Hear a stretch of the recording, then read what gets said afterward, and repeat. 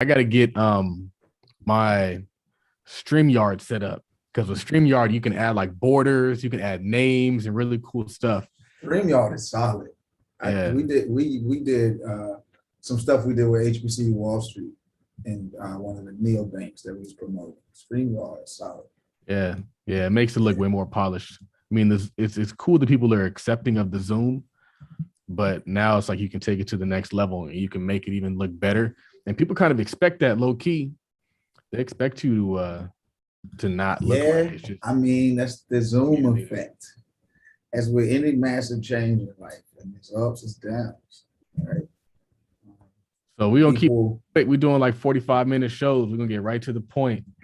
that I'm gonna hit the intro right now. Millionaire Talk Show. Todd, millionaire Charles Oglesby, best-selling options course, options community, changed the whole world. You know, we did some really cool things and met some really cool people throughout the pandemic. But the cool thing is like Michelle says, I wasn't dope just in the pandemic. I was dope before the pandemic too. So we still out here dope.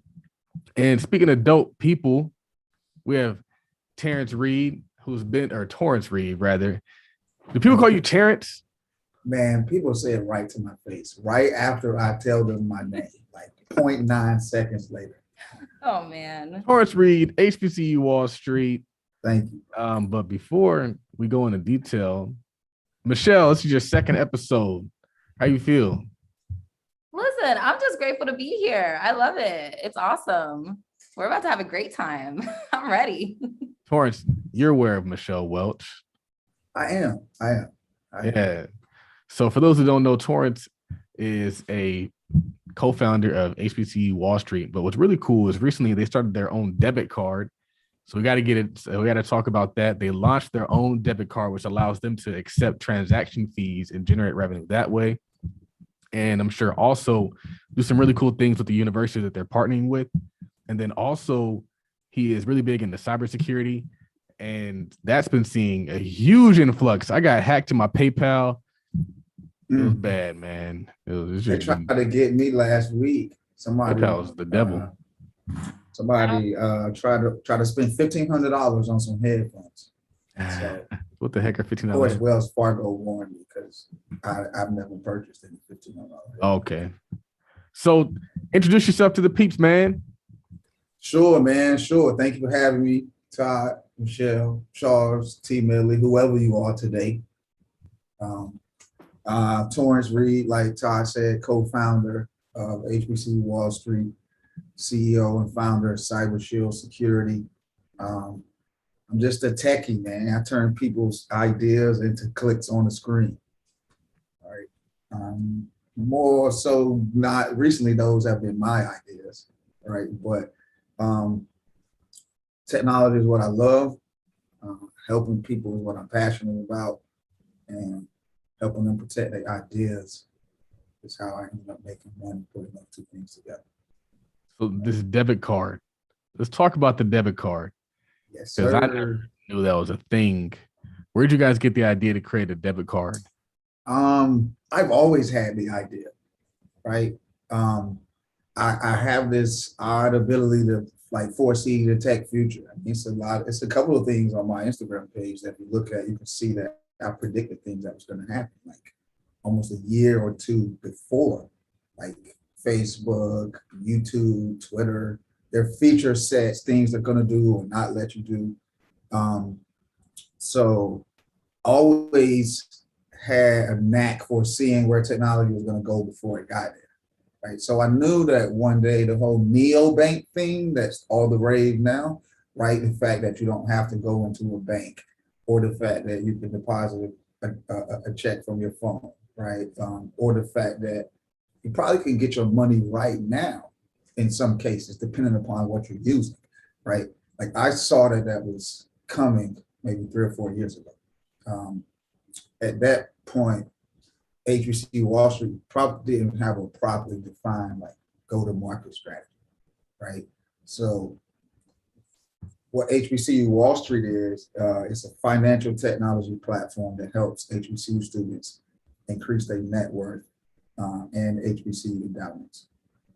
Long story short, maybe 5 or 6 years ago, we made a group me. The group me grew to about 3,000 or 4,000 people in a couple of months. The Instagram page had about maybe 20 or 30,000 people active 4 months. Now, 5 or 6 years ago, that was a lot, right? And that's probably not that massive now, right? But there was no other entity purposely and consciously in that space, just beating people over the head with, look, stop talking about doing things with your money and actually do it, right? And oh yeah, by the way, here's how you can do it, right? So in that essence, if you're going to help somebody with their money, the first place to start is their monthly cash flow. And so they'll go back one before that, their monthly cash flow is connected to their debit card, because that's the gateway into really assisting somebody analyze and their wealth and apply steps and the millions of courses you have, right? Like you literally first have to start with the fundamental thought, which is so crazy to me how fleeting this thought is from so many people. You probably want to keep more in than is going out. Right. Right. So the debit card for us is just the evolution of me, who we Makes are, perfect sense to me. what we doing, right? Like, yeah, we started talking check your credit and print your credit report out, right? Like that was 6 years ago. There's a lot of people doing that, but we did it 6 years ago. So is this like your own bank? So it's connected to an actual FDIC insured bank, but ultimately that's what we're going for. We're going to be, and I'm saying it out loud on camera. Yes, it's being recorded. We're going to be the HBCU USAA ultimately, right? Think about all of their products and services and That's dope. et cetera, right? That's And really again, awesome. your entry point into that was my debit account. Now I have car insurance. I have some of my kids' savings accounts. I have other products with USAA because I had a debit card. Period. So how do you even start this whole process? How do you start the process of going debit card? It's all APIs, man. That's your world is instantaneous. Every What's the activity you API? take. So automated programming interface or application programming interface. Basically, how when you go to Mint, you sign in with Facebook at that moment. Yeah, we lost you. He's frozen. Oh, I wanted to know how they got to the bank, to the FDIC. There you go. Hold on a second.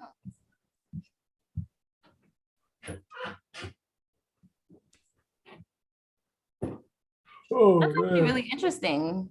I've like to think of doing a whole debit, like getting a debit card and like doing like, do you remember the rush cards and like the Yeah, I cards remember the that rush card. the Baby Fat came out with one? So I think that's a cool concept, but is it sustainable? Because when you think about, even the Kardashians, they even had a business where they started with debit cards. So it just kind of makes you think like, is that a sustainable place to get into, a space to get into? Yeah. I think it's a good question to ask him. I think he signed off. He might be jumping back in. It's funny, the tech people always have like The worst. the worst connections. It's like, how many programs are you running, fam? Let's force close some of them before we get started.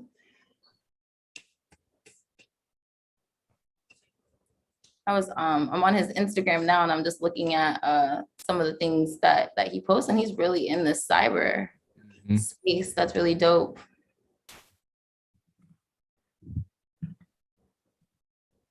Dang, Bobby Wagner's going to the Rams, not the Chargers.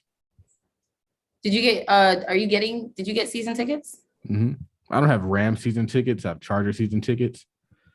I've considered getting some Ram season tickets though, because I go to enough of their games to where it's like, yeah. But my Charger season tickets are like on the bowl, like the 100 level, and my strategy is to get Ram season tickets on the 200 level because they're actually really good seats. Like it's a little bit higher, but you can actually see the game. Like where you I can am, you're close to the game. When you're higher, you have like a over. vantage. Yeah. Yeah. So I just need to pull the trigger. I have a direct connection to my Charger rep, but low key, the Charger rep can probably sell Rams tickets too, or he knows a Rams guy. Yeah, that you can kind of just funnel it. Yeah, so I need to go through him because I want to do it. But then So, it's like I want to get Clippers season tickets. Yeah, we can hear you. Wow. Tell me what we can. You said Clippers? Yeah, Clippers season tickets. Basketball? Too. Yeah, but the problem is the Clippers suck right now. So it's like, do you want to make that investment? I mean, you could always sell the tickets, right, for someone else to go. Yeah, and they make it really easy to sell tickets too.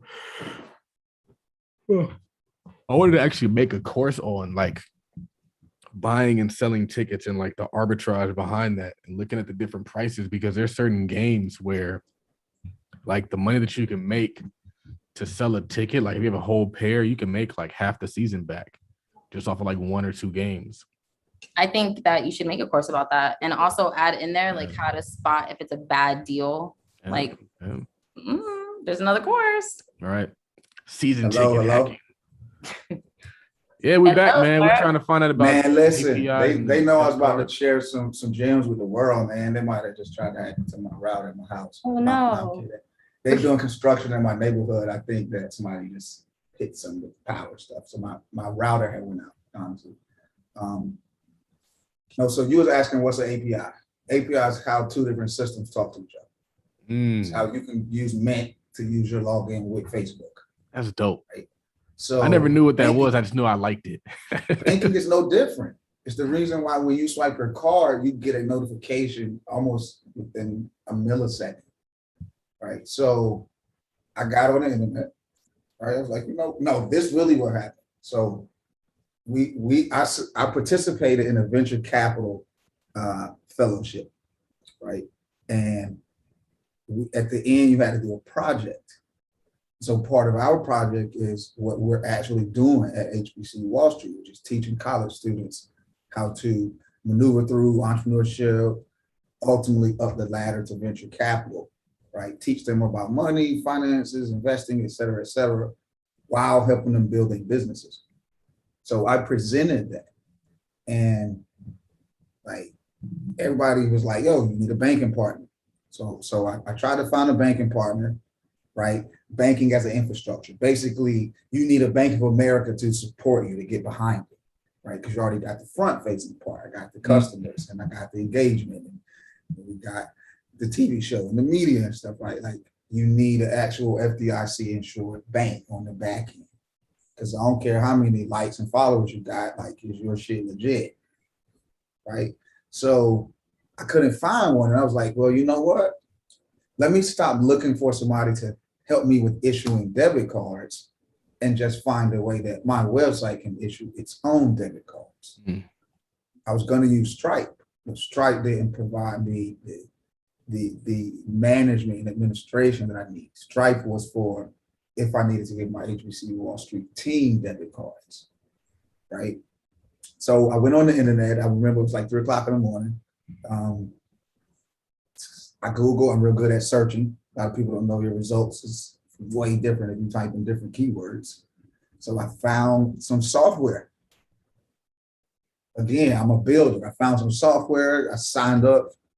I found a little code snippet that lets you test how it would look on your site, etc. Within an hour, I had decided, like, okay, we're going with these debit cards. This is what we're going to use, right? So then I just pay a developer to finish what I had started. And you just go back and forth, right? Hey, this is how I want my sign-up screen to look. This is how I want my registration page to look. So are these digital debit cards or physical debit cards? Both. You can in the workflow, it says, do you want a digital? You got to build what people are already used to, right? People are already used to the flow of you can get a virtual card, or do you want a physical card to come to you, right? So how is this different? How is this different from like Rush Card? Oh, that's funny. That's only funny because I know the stigma that was associated with that. And sometimes stigmas just are attached to things that don't pan out. And the stigma might not have been true, right? But Rush Card was successful. I think people just didn't like that, like it was paired with another company because they thought it was like a black bank. Well, there wasn't enough education back then about all the alternatives to chasing that bag or wealth creation or I think he's everything. Right about that. Yeah, everything isn't walk in the bank and apply for some money, right? Yeah. So and also the connotation behind it. Like when you think about Rush Card, honestly, I think about prepaid, and prepaid seems to have like a weird chokehold on people. Like if it's prepaid, that means it's not like not that it's not legit, but it's not credible. Like you don't want to pay with your prepaid card. You don't like, you know what I'm saying? So the Rush Card, and then you have Russell Simmons pushing it. It's like, what is this? That and made it worse. The lack of education, because you're like, you have this man that is in the music space coming in and telling me that I should put my money with him on this prepaid card that has no branches, that has no way for me to walk in and say, give me my money. It's all kind of virtual. Back then there was no education. So people are like, no, I don't trust that. So what makes you different in the sense? Well, the way we went about it, one, and the way we go about it, two, right? So I built a community first, right? We had 40, 50,000 people before we even thought about how we're going to monetize it. Like I purposely set out to let people tell me what they wanted. Like one of the rules of the group was when you join the group, if you try to sell anyone anything, you got kicked out immediately, right? You got to build a community first. And so what the banks do is give you products, and then at the bottom of their site in some little small corner say, hey, we got a community. We got these resources for you. It's not community driven first, right? So I let my people tell me what they want. That was first.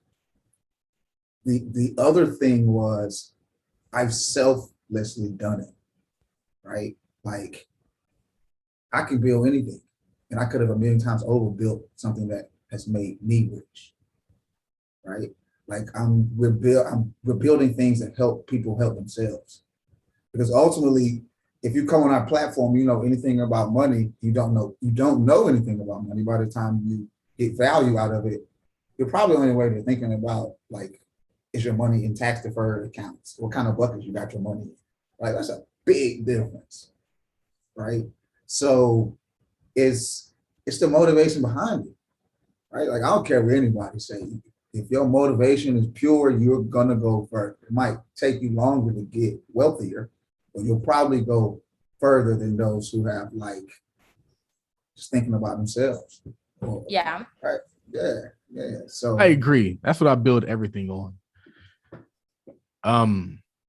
I think what's cool is you went back to you've never really left the HBCU model. Like that's where you guys stay, which I think is just a really cool place to be.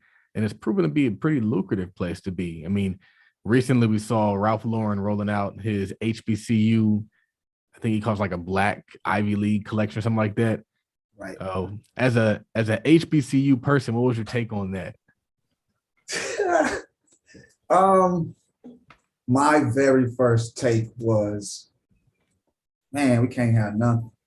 That's always my because that's always price tag. That was because that's always my take. That's crazy. Well, we're the creators of everything, right? Like nothing in this world moves without us. Even if you go way, way back, if you ain't doing nothing, you don't have any necessity to find a better method of doing it. Like man, you've been at the reset again. Uh-oh.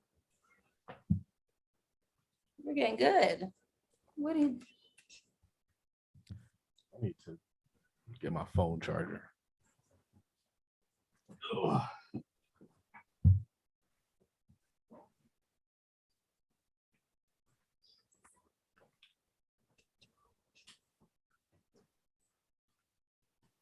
I just think it's really dope when Black creatives want to push the culture and like expose us to new things. Like I don't think I would have ever learned about cybersecurity if I didn't meet Torrence, because I met him in the mastermind. So like, and then he had talked about it or whatever. So I would have never known the importance of it. I mean, my stuff gets hacked like a lot, like through the bank stuff. I get a lot of texts because I work now heavily with Navy Federal and Truist. And I'm always getting texts like, did you make this transaction? Did you do this? And I'm like, It's frustrating. it Like, is. That's one of the things they You know, never you know how tell many you. people, don't He's have those transactions turned on, right? To your point, you know how many people don't have those notifications turned on. At the beginning of the call, I was telling you somebody literally tried to buy some $1,500 headphones, and because every financial application that I have in my life, I have two-factor, and I have every single notification that they have turned on. Because emails are free, inboxes are free, rules and filters are free. Like anything that your life is attached to, you should probably have all the notifications on, right? Like if X amount of money is spent on any given day, and if it's more than $1,000 on my credit card, we back. Where we at? Bruh, What are you this guys is going a struggle, on, man. You know, we like, or you're muted. It's a power issue going on in my neighborhood, bro. They're building houses around me. I mean, it's economic activity happening. What you want me to do? And the cool thing is it's increasing your property values. Yes, there's a hospital coming up. We got some more houses. Shout out to but no, ownership. literally, they're messing with the power thing in my neighborhood. So my router keep popping. But I got my iPad with cellular, so if it go out, I'll do that. You was asking me about the Ralph Lauren thing. Yeah. Right. So two things: the Ralph Lauren thing, and then she said something about her bank notifications. But real quick, also, there was a situation, I don't know if this is relevant, but because it is relevant. So there was that brand, the HBCU, the university, the one that sells all the HBU college stuff. They're actually under fire right now because they are selling the brand, you know, Howard and all these other schools, but they're not actually sending out the product. So they have people that are like banning against them, kind of like the Dana Chanel situation. People have created, you know, a lot of buzz on social media around our own people profiting off of the HBCU college name and supporting that, you know, that method and everything, and the ideology, but they're not following through with the community. And it's like, you know, that's a big thing, you know, in our community. So it's just like, you seem to be taking the narrative a whole different direction and holding yourself accountable and providing the resources that are needed. So I think that's really dope. I didn't hear about you're talking about support Black college. Is that what it is? Yeah, I mean, that's what it's they sell the sweatshirts, they sell everything. There was a maybe like 3 to 4 weeks ago, there was a post on the Shade, you know, sorry to bring this part in, but there was a post on the Shade Room, and it was about a customer had like tweeted, you know, I ordered my stuff maybe 3 months ago and you guys are not responding. You're still going on live. You're still accepting orders. And then another person was like, well, me too. And then, you know, it just started the movement of everyone kind of letting people know their issue. And then I had a friend that on her story, she posted something similar. And I was like, yo, I've seen this too much to not kind of look at it and see it for what it is. And so I looked into it, and it was, there was over, I think, like 200 complaints about customers not receiving their merchandise, about them, you know, dragging their feet. You know, one big thing is that a lot of people are still blaming the pandemic, and people are like, listen, we've been in this for 2 years now. If you couldn't figure out how to properly position yourself to have either better customer service, because you know that shipping is going to take forever, or offer other options, but just not answering and not providing the product is just not a solution anymore. And that's something that they were doing. So anytime I don't even see how a company could do that nowadays, right? Like that was something that we stood on, like even in the early days. I mean, not so much now because we just scaled and we have other divisions and things that came out of it. But in the early days, like we replied to everyone abruptly. Like we treated the 17,000 follower was treated just like the 7th follower, right? Like we replied to them, we replied to their emails. Because for me, it was, if somebody's going to take their time to reply to you and comment on what you're doing, I mean, and it's a thoughtful meaning, it provides value, etc., right? Then you probably should take your time and reply back. Right. I mean, we're a business. And I think that customer service has the Black community in a chokehold, because I just don't understand, you know, the fact is that if you're providing a service, people are paying for it.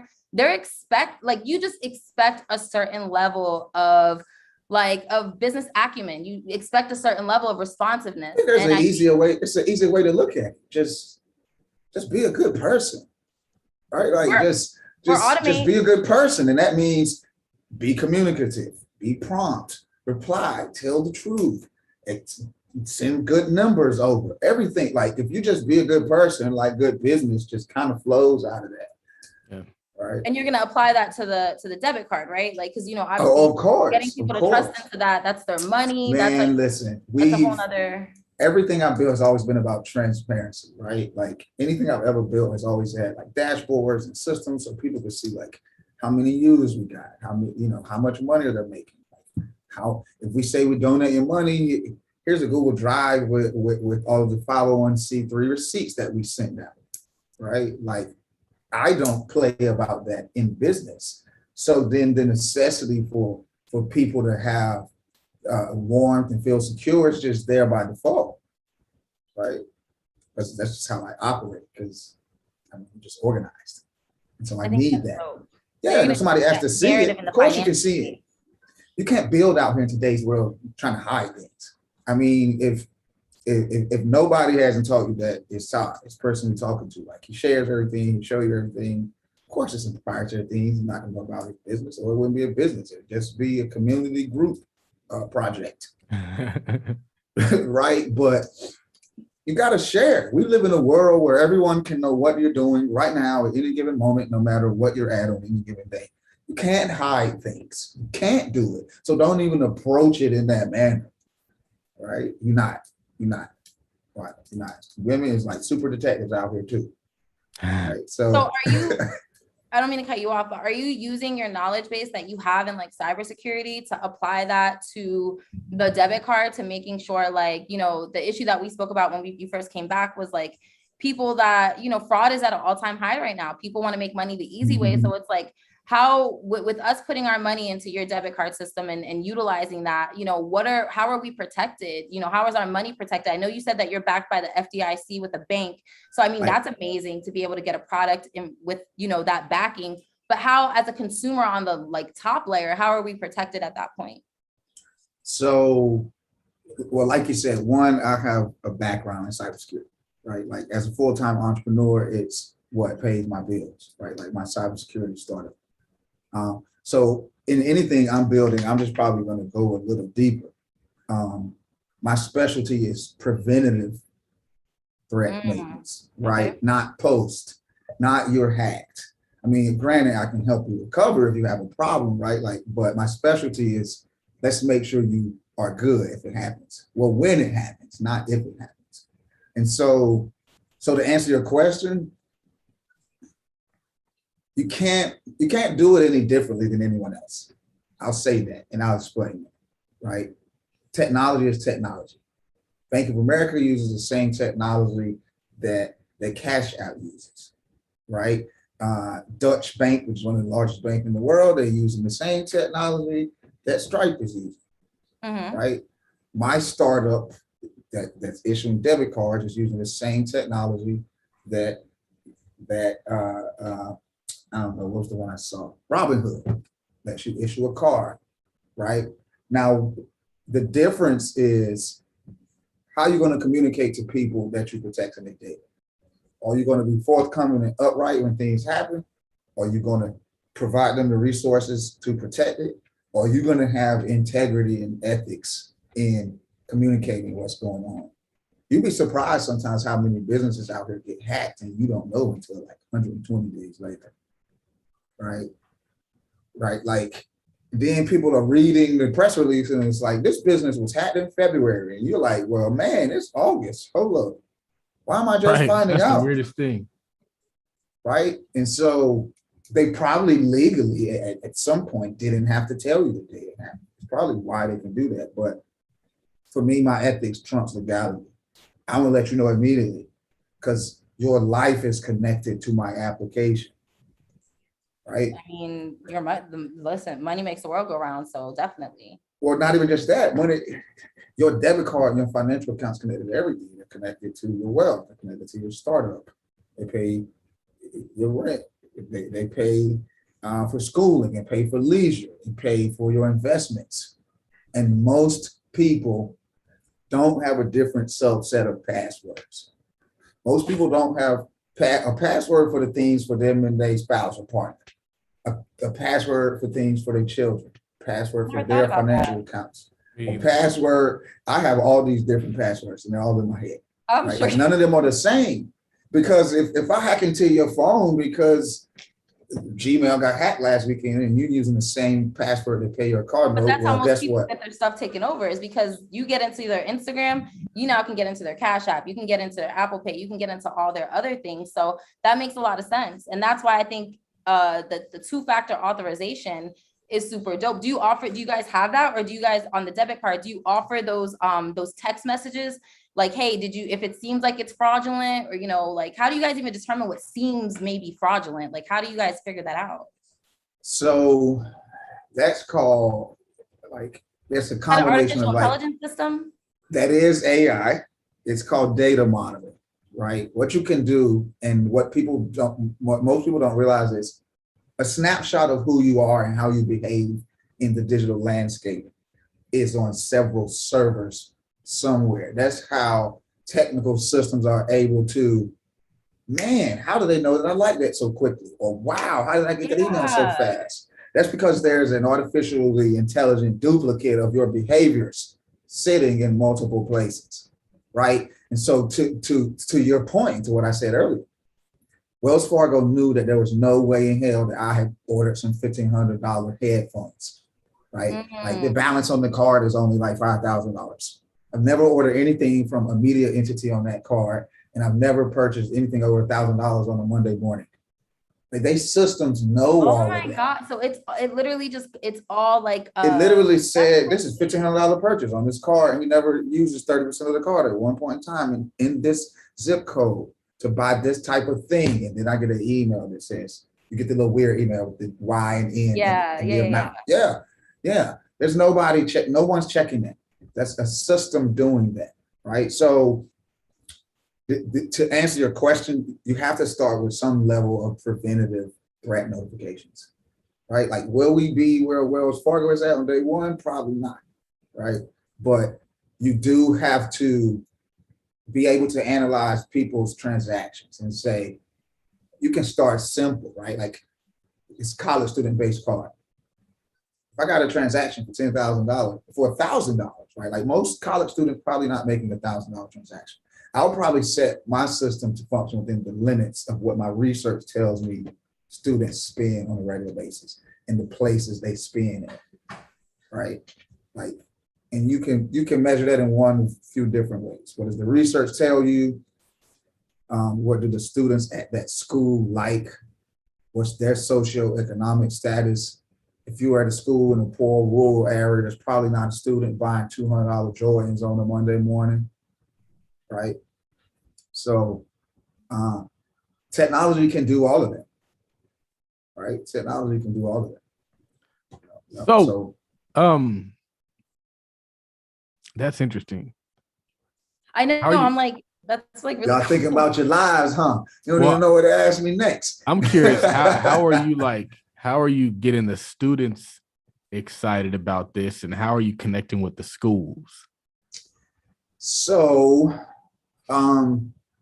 everything I ever built is for someone to help themselves, right? In this case, there's a direct line, a direct correlation to financial literacy and fiscal understanding rates and the endowment size of the HBCU, right? If the students leaving from there, one, are about to end up in a place where they're owing a lot of money and they don't understand money, which just it's bad for everyone, but good for all the people who sit in the middle of them not owing money, chances that they're going to donate back to the school become lower and lower, right? So what we're doing is touching on almost like the elephant in the room of the discussion that's not being had, right? It's like generationally, HBCU students, most of them are from a household where wealth and financial literacy and asset accumulation isn't commonplace conversation.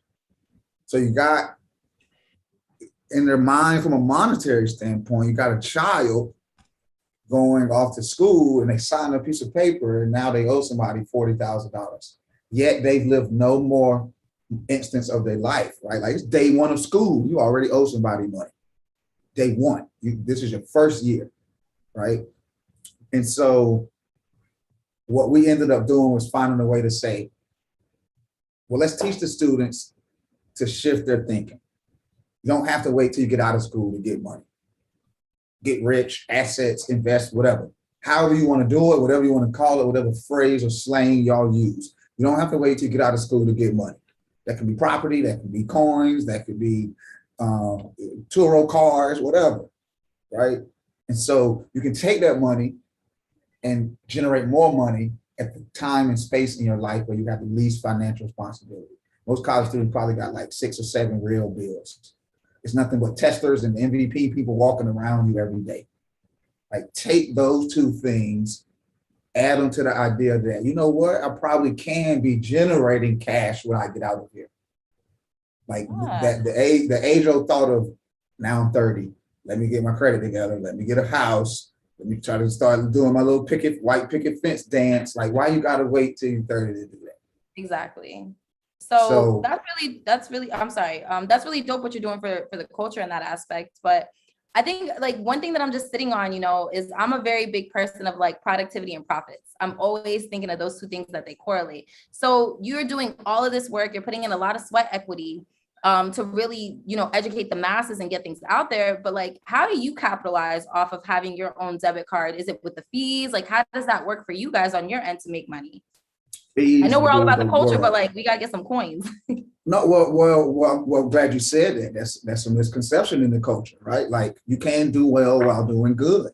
Like you can help people and be fly at the same time, or getting bread, or getting a bag, or whatever you call it. Impacting invoices. I've been philanthropic my whole existence, but I've also been getting money my whole existence, right? But no, to your point, 2 people make money in this instance. Because the idea is you ultimately show the students through their daily financial activities at some point in their transaction and checkout flow that they can donate money to the school's endowment, right? So the school is going to ultimately get money. Just think Acorns, right? But with a little twist with the campus vendors and campus activities, right? Then the other side is we get half of the interchange fees from every swipe, right? So, yeah, the more people that use the card, the more money that the school could generate and the more money that we could generate to keep pumping into what we're doing. Just playing devil's advocate here. So if there's going to be fees for every swipe, just as a consumer, I'm frugal. I don't care how much money I make. I'm always going to worry about fees. I'm always going to worry about those little things because those things add up, especially when you're in a time period in college where every dollar, every cent counts. So what is going to be maybe your pivot or rebuttal when someone's like, well, I don't want to pay fees when I can go with Chase and they only charge me when I overdraft and I don't, they don't charge me per transaction. So how do we shift the mindset so that this may be a better option for them? Well, so there's no account fees. There aren't any card fees or usage fees, right? So as a consumer, you don't pay interchange fees, right? So the way interchange fees work is, let's just say you have a gas station, then you have Visa, right? When you swipe your card at the gas station, it didn't go directly from that kiosk to Visa. There's a processor in the middle, right? Like there's other players in the system, right? And so those people in the middle take their fee. It's literally why when you go to a gas station, they say, I need you to spend at least $5 because they want you to spend above a threshold so that they're not getting beaten by the fee, right? Gotcha. So end users won't see any aesthetic or monetary difference in how they use a debit card. Yeah, it's a fee that you're already paying. You're paying with your current debit card, you're paying with your current credit card. Anytime you swipe it with the Visa logo, you're getting charged. And that was why there's people who they make money just selling credit card processing. This is before like they had like Stripe and Square and all that stuff. You can literally call somebody up and say, hey, like I want to be your credit card processor. and then you ship them the terminal, you get them approved because they weren't taking credit cards. They're going to increase their revenue in their business because more people are going to use it. And then you're going to make your 1%, 2%. It's a very small free fee, but it's there. So it's interesting. Kind of reminds me of but you got to think about 1% times 875 million transactions around the world every minute, every day. Right. It's big business. Big thinking. That's dope. I mean, that's to create a system like this for what you're doing it for. That's iconic. I think that's so dope. And especially that it's sustainable and it kind of keeps going and builds up to be its own bank. That definitely goals. That is definitely goals. I think another thing that's really cool is that, again, they're already paying the fees anyway, so they're just paying it to some random company. So why not pay it to a Black-owned company? You know, a company that's going to donate back to the school, a company that's going to have a vested interest in the kids' success and not just it is what it is with them, wash their hands if they spend all their money. It's like, bro, like we're tracking the data. You're spending too much money at the strip club, fam. Like you need to get up out the strip club. You need to stop. But that's funny you say that because one of the first things we're going to do is track how they're spending money on food. Because yes, to get somebody to change their activity, you got to change their thinking because behavior will follow, right? So that's probably, statistically what you spend the most money on. It's what everybody spends the most money on food. And it's probably what I also can get you to change your behavior to the quickest if I get you to change your thinking, right? So we're going to work with them and analyze the food spend behavior inside of our app and the data and the analytics. I mean, just think about it in a nutshell, right? It's like, for example, right? Like a student when I went to North Carolina A&T, we had Chick-fil-A on campus, right? I probably went to it 3 or 4 times a day. I still go to Chick-fil-A 3 or 4 times a week now. What?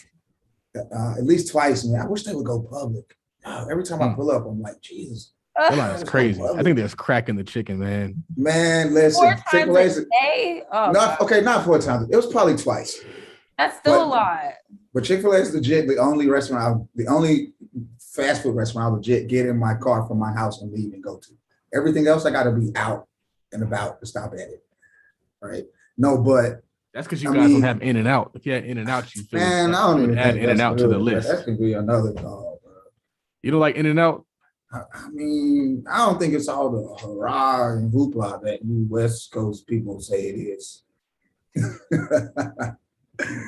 We're just gonna put there. You didn't. I did. I've never had In-N-Out, so hopefully in June when I come to Cali, Charles, you can show me all. We're gonna get some In-N-Out. I keep it funky. Yeah. Nah, to answer, part of your question, I think that, like you said, they would go to Chick-fil-A, and I would be able to tell you, like, look, you're going to Chick-fil-A this many times a week. Cut it down by 1. Here's how much money you would be able to save. And then that often starts the thinking of changing the behavior of the 85% of students that we've stood in front of. And I asked them, do you know what cash flow is?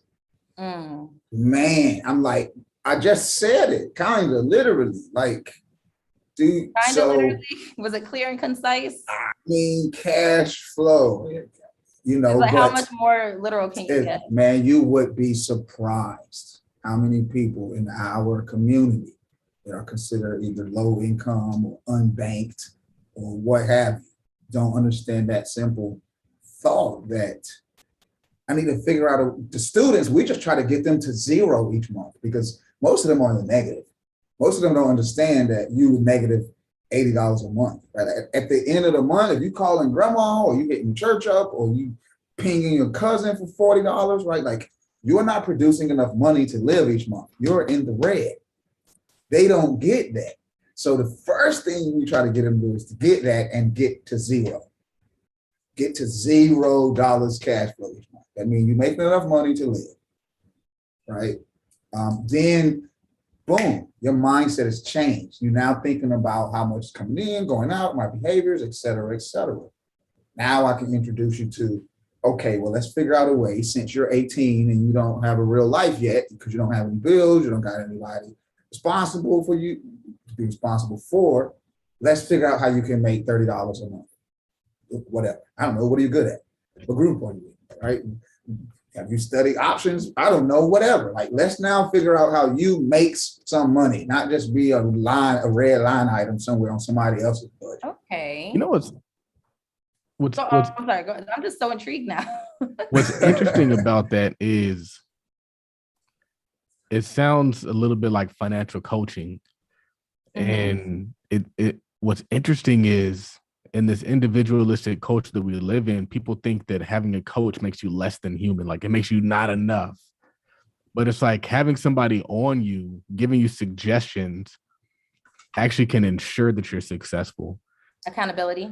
In a lot of instances, your parents are supposed to serve as that financial coach. Maybe you just don't want to listen to your parents because you're grown. But I'm learning that we really need help. Everybody needs help, and we're probably struggling because we're not getting help. But it doesn't always have to be in the form of like a check.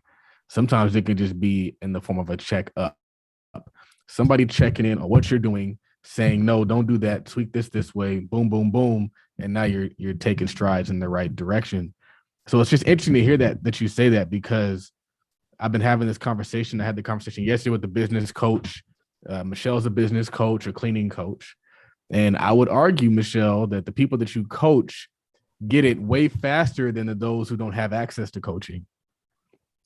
Right? Yeah. So it's like you can expedite the process. It's why if you're part of my circle, community, text group, WhatsApp group, email list, whatever, anything that I've done, why should you have to endure the same journey to do it? I should be able to cut time in half for you. Right? Like I'm just naturally going to make it easier for you. Right? Like that's what I should do. I did it. I went through it. Right? And so that's one of the things that we're doing for the HBCU students is helping them understand the connection between fiscal understanding and wealth and community. And, oh yeah, by the way, let's see the numbers going up while we're doing all this talking. Right?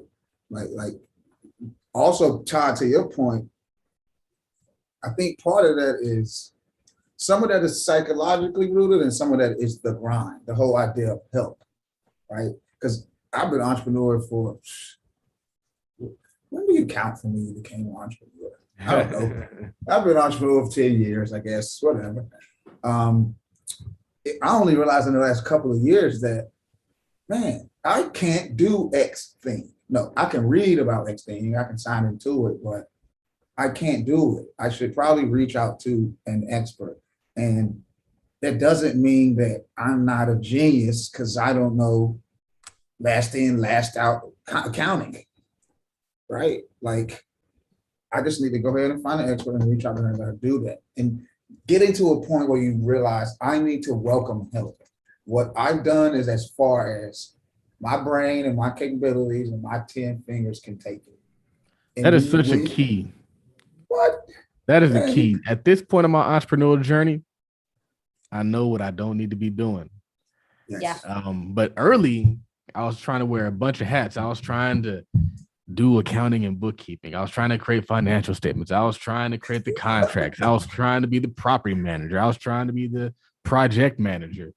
Now, I feel like in the entrepreneurial hustle, but I feel like in the beginning of a business, you can kind of feel like if you can't do it all, maybe like you should be an entrepreneur. Like, yeah. And that's not the case. That is not the case at all. Yeah. As a productivity guru, like I think the biggest thing is understanding delegation and task priority before you can really excel, in my personal opinion, and from what I've seen through my journey, before you can excel at operating multiple streams, operating multiple businesses, you have to operate yourself and you have to govern yourself accordingly. And that means understanding your value as a business, as a person, that your boundaries for your clients and for yourself and what work you want to take in. Like a lot of people skip so many steps of building the foundation because it doesn't look fun or it doesn't look right. And we miss so many areas of opportunity for ourselves to grow. Like people don't realize that by you not managing yourself properly, your business properly, the amount of opportunities or money you're leaving on the table because you're procrastinating, you're lazy, you don't know what a priority is. You're over here trying to be the accountant when you should really just delegate that out to somebody that actually does that versus, well, let me learn QuickBooks. No, why don't you learn how to make more money and Right. focus your time, hire someone to do your QuickBooks, get a bookkeeper, and, see how you can make it work. A lot of people also don't tap into the power of the barter system, a fair energy exchange. There's a lot of things that you can offer somebody and they can offer you. And I mean, as a business owner, I love a good barter. I love being able to offer somebody my support and services in exchange for something that I'll find valuable. And I just think, the big thing in our community is the help. It's okay to ask for help. And I've been doing this for May will be 5 years, full-time entrepreneur, full-time business owner. And even to this day, the hardest part for me is asking for help, because I had the mentality since I had to start by myself. It was like, you did this, you grew it off your back, you did it on your own. Every time I bring somebody in, they don't understand the vision. But it's not necessarily that people don't understand the vision. It's that you may not be articulating it correctly. You yourself are so involved in so many different things that you can't even tell a VA, you can't even tell an assistant what you need done throughout the day, because you don't know at which level of priority it is. You don't really know what's going on in the business in itself, because you're so busy working, trying to get clients, trying to get money. So it's like, we take so much of a backseat to the process. And I'm gonna say this again, because I always say this, is you cannot grow a concept of a business. You can only grow and scale systems. So it's so important to learn delegation and to know what you should handle and what you shouldn't handle. I, for one, will not handle cybersecurity. I don't know what that is. I don't want to know what that is. Okay. I got you. There's people like you where I'm like, listen, hey, send me the invoice. This is what you're gonna do. Perfect. Great. Now I don't have to worry about that. And I think that is a big thing that we need to come to the aha moments, because when I first started, I wanted to be the owner of everything. I wanted to do everything. Now I will pay whatever it is so that I don't have to stress out. Because when you go through your journey in entrepreneurship, you learn it's not about doing the most, it's about doing the least, getting the best results, and being able to live life on your terms. Well, two things you said made me think about a couple of things. One of them is you got to think about what you're really building. Are you building some cool shit out here so you can put it on the ground and get a little bags? Or are you building something that you're going to put in the trust one day and people get checks from when you don't exist? Exactly. Because that goes to my second part, is part of managing yourself is the ugly things. The ugly things is the repetitive shit nobody sees. You will never catch me getting ready. I'm always ready, because I'm always doing the ugly shit when nobody's looking, right? And that's the making the SOPs. That's the making the email templates. That's the setting up the automated workflows. That's the let me get this together so that when I bring on this person, I don't have to get it together, right? So that's managing that's the other side of managing yourself. Foundation, yes. Yeah, those are ugly aha moments. For me, the hard part about setting up systems is like feeling like I'm losing my creativity, or feeling like I'm losing my ability to be fluid and go like day by day. But I think the opposite is true. I think you actually gain more control and more power when you don't have to think about the stupid things. When you have your mind can breathe, organized and structured, right? So you're not thinking about stuff that shouldn't be taking up brain energy, because you're trying to be creative and flow with the day. Let me tell you something I was about to just say, and you said it. Your brain can only think one thing at a time. And that for me was the first part of getting to where I'm at now versus where I was at 10 years ago. The moment I would say, man, I don't know what I'm gonna do about X, I would be like, nope. All right, look, figure out how you're gonna reply to the old buddy that's in your inbox, because that's a bag. You just was about to think about something negative. And then the moment people would say, like my wife would come in here and say, hey, I want this, XYZ, can we buy this? Can we sign up for this? At that moment, the first thought usually would have been, damn, that's gonna cost more. I need to cut out a bill, or I need to reduce something. Now my very first thought is, well, let's not generate more cash. Yeah. I don't not even know how, but I just got to generate more cash. I'll figure it out later.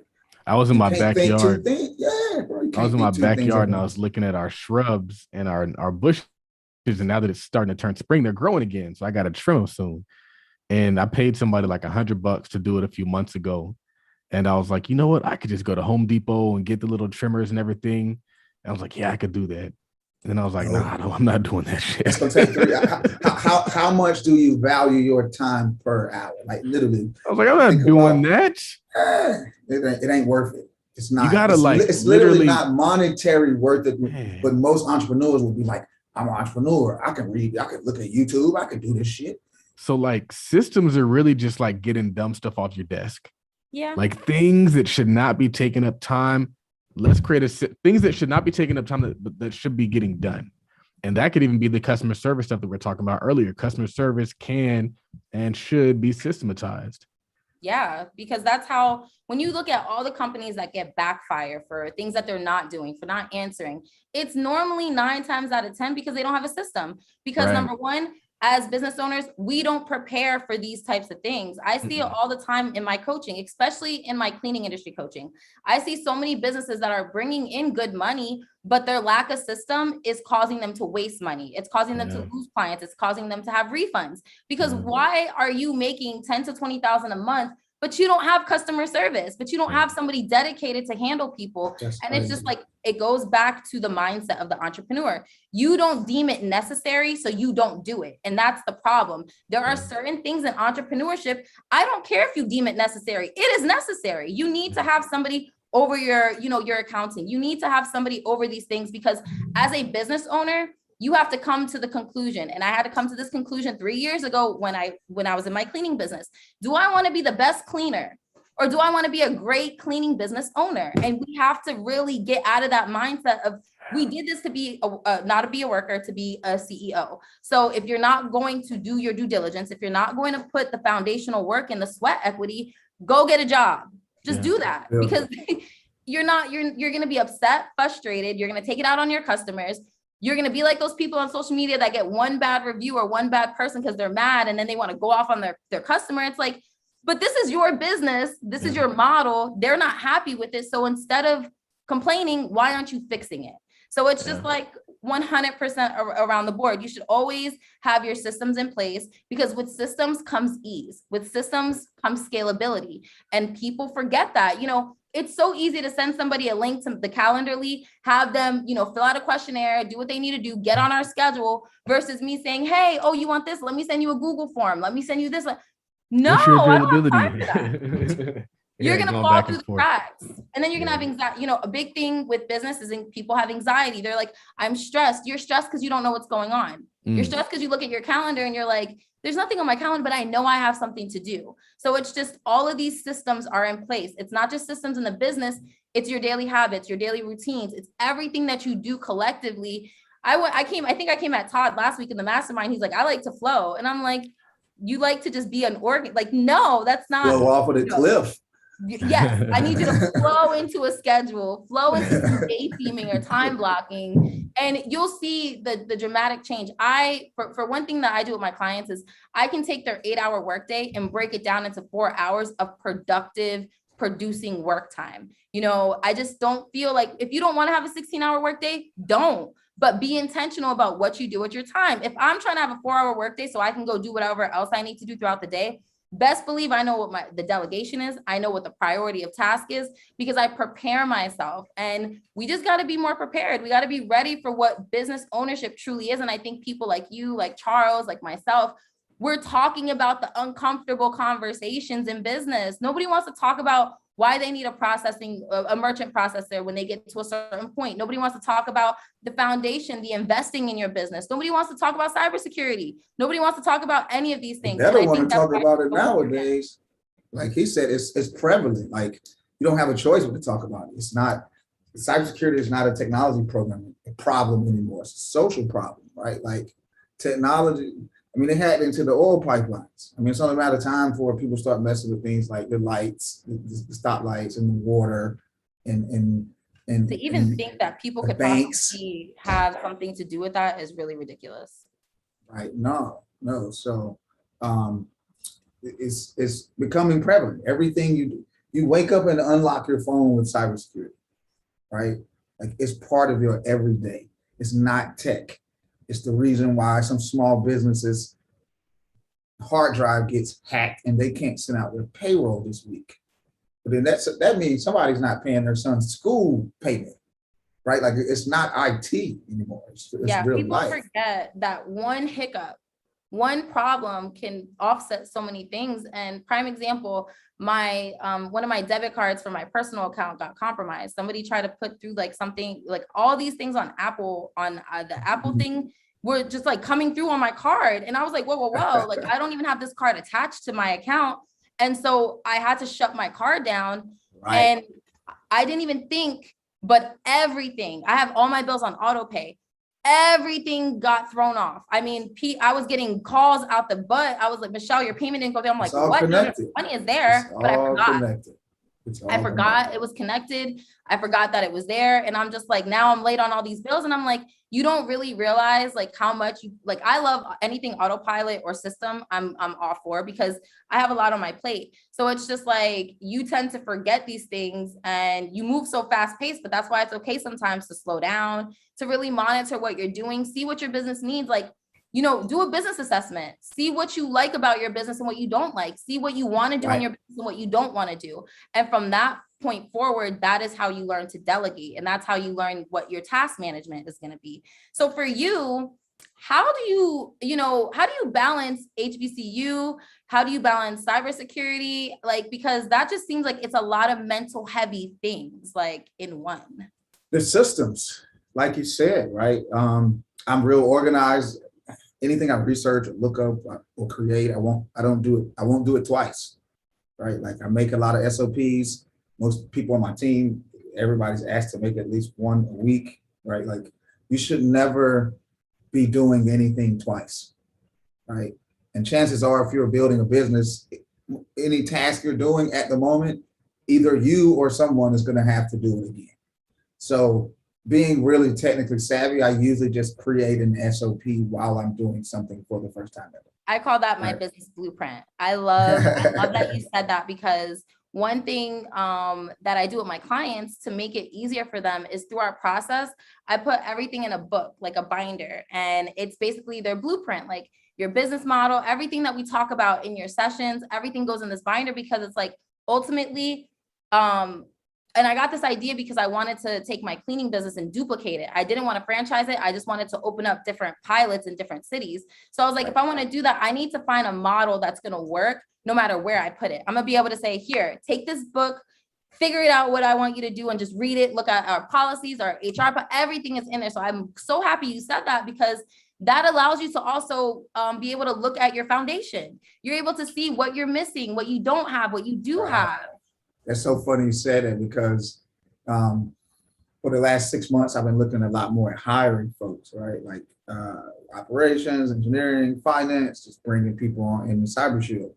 And what started as, okay, here's a list of things I need help with, right? Like turned into this whole, here's the responsibilities for the requisitions that I need for everyone who will be doing anything, right? And so to your point, as I started mapping out the SOPs I'll need to make for each person, I started to think about other things that other people did that needed to support that, right? And that just kind of slowly becomes, well, you don't even realize it, but you're actually mapping out the cohesion that will have to exist between the different groups of people, right? A proper SOP from one group properly involves the other group, right? Because the idea is, if I'm building it, I don't want to run it forever, right? And like I said, a lot of people don't do that. You got to evaluate what you're building. Are you building a startup that you want to make you a little bit of money right now? Do you want to work for your startup for 30 years? Do you want your startup to retire you in 12 years, right? And you got to work backwards. But for me, I want to retire from my startup. I don't want to be running it in 30 years, right? So them SOPs are needed, because the things that I'm doing right now, I personally, as the business owner, probably should not be doing next March. Yeah. Right. So you got to have the processes, and enabling and deploying the systems forces you to create the processes, right? Because now you're paying for software and you're paying people to help you with that software. So what are they going to do? Right? You don't have a choice. Right? Excuse me. So I think to answer the question, to keep it all together, People use lists. People use my team is organized. Let me say that. That's probably the easiest way to say it. Things are organized and run as efficiently as I, as a software developer, can make them. Right. That's dope. And I can appreciate a good man that has organization. Because let me tell you, y'all don't be having it together at all. I don't. That's why I'm like, I'm gonna give you your flowers, because you've just said something so important. You know, you understand the value of having your foundation intact. You understand the value of building something that's sustainable, and you're all about wealth. So it only makes sense that you're going to make sure that you're doing it the right way. So I commend you on that, because in a time period where people make everything that men do just weird, it's like, yeah, I'm organized, I'm efficient, I'm effective, I have my stuff together. Right.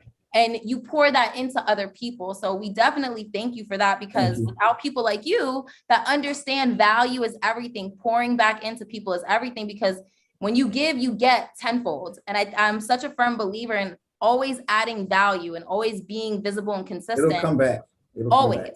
And I think that's why you're going to do so well with everything that you're doing, because number one, you know who your target audience is, you know how to speak to them, you know what your brand voice is going to be. And I just think it's so important, that foundation, that's that key factor. You understand the organization, the development aspects.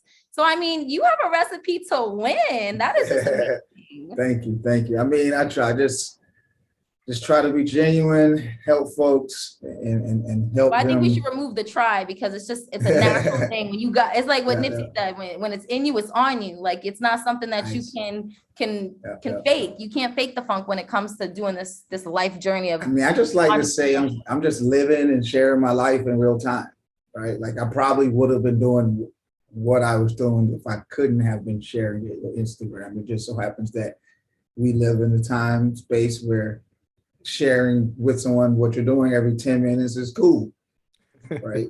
So you turned your passion into profits. There we go. T Millie back in the Billy. Oh, y'all didn't see me? I've been back. No, I saw the message. I had to get a little bit of something to eat real quick. I know. Dope conversation though, Torrence. Really appreciate you and sharing your gems and what you got going on for the community. We love to see it. That's really dope, and pushing that narrative forward. I appreciate the conversation. It's good sometimes to step away from building and running meetings and just talk to people about what you're doing. So that is why appreciate the time. Appreciate the time, definitely. So yeah, man, where can people support what you have going on? Where can they find you? Where can they follow you? I'm everywhere, B. TorrenceReed.com, right? That's TORRENCE.com. Toja Ventures, TOJAVENTURES.com, because of course all these things we built and started just ultimately had to become a venture studio of businesses that I'm trying to get funding for, right? And as I learn, I'm gonna teach and I'm gonna invest in other businesses, right? And then just HBCUWallStreet.com. Dope. Michelle, where can they find you? Where can they follow you? And where can they support what you have going on? So you can find me on the Instagram at I am Michelle Welch or Prima Business Agency, and everything you need is in the bio. You can click that link and it'll take you to the website, to my courses, to past Millionaire Talk episodes. But yeah, definitely. And thank you again, Torrence, for coming on here and sharing all of your knowledge and love and energy. It's greatly appreciated. Yeah, make sure you guys hit up this brother, because he's doing some really cool things, not just in the HBCU space, but in the technology and security space. And as we've mentioned, security is the utmost importance, because so much of our lives is on the internet now, man. Everything's on the internet. So if you aren't protecting that, you're basically just like exposed, and they're going to get you, because they got me. The African hackers, man. They're going to get everybody at some point. Especially as your profile raises, as you become more influential, an image, those are the people they're going after, man. So yeah, another episode of Millionaire Talk Show. My name is Charles Ogleby with Michelle Welch, and we're going to continue to bring in this fire. So thank you guys all for tuning in, and we'll see you next time. Bye, guys.